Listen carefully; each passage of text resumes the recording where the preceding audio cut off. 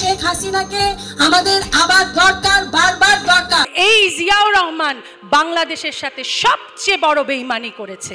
গোপন সম্পর্কে জড়িয়ে একবার নয়, দুইবার নয়, তিনবার বিয়ের পিড়িতে বসেছেন তিনি। অভিনেত্রী প্রভার মতো তারও ভাইরাল হয়েছিল গোপন ভিডিও করেছি, সেটা তখন বুঝিনি। একজনের নাম কখনোই বলা যাবে না। আওয়ামী লীগের রাজনীতিতে জড়িয়ে ব্যক্তি সুবিধা নিতেই প্রভাবশালী নেতা মন্ত্রীদের বেডরুম অবধি যাতায়াত এর অভিযোগ রয়েছে তার বিরুদ্ধে। এমনকি সাংবাদিকদের চোর বলেও আলোচনায় এসেছিলেন তিনি। বলছি আলোচিত, সমালোচিত ও বিতর্কিত অভিনেত্রী সুমি কায়সারের কথা। জিয়াউর রহমান যে বাংলাদেশের জাতির সাথে বেঈমানি করেছে, 100 কোটি টাকার মানহানি মামলা খেয়ে এবার পথের ফকির হয়ে যাচ্ছেন অভিনেত্রী। 90 দশকের তুমুল জনপ্রিয় অভিনেত্রী ছিলেন সুমি কায়সার। বিশেষ করে টেলিভিশন জগতের সবচেয়ে বেশি যে নামটি উচ্চারিত হতেন সেটি সুমি কায়সার। তবে অভিনয় ছেড়ে ব্যবসায় মনোযোগী হয়েছিলেন তিনি।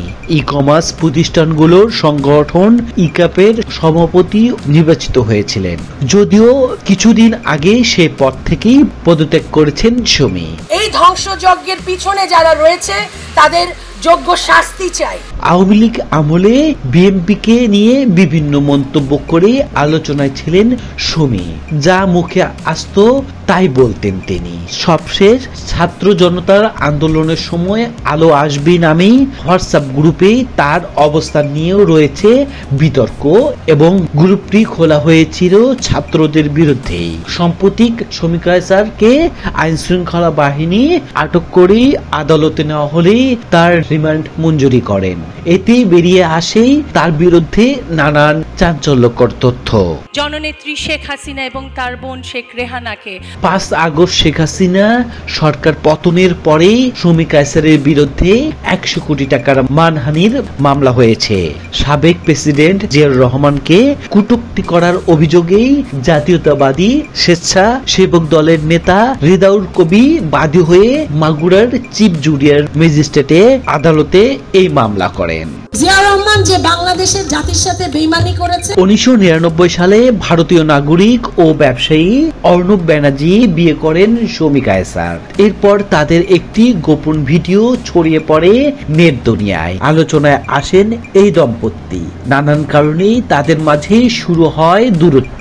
2 বছরের মাথায় ভেঙে যায় তাদের সংসার। পরবর্তীতে 2018 সালে আওয়ামী লীগের সাবেক প্রতিমন্ত্রী মোহাম্মদ আরাফাতকে বিয়ে করেন সুমি। সে সংসারও টেকেনি বেশি দিন।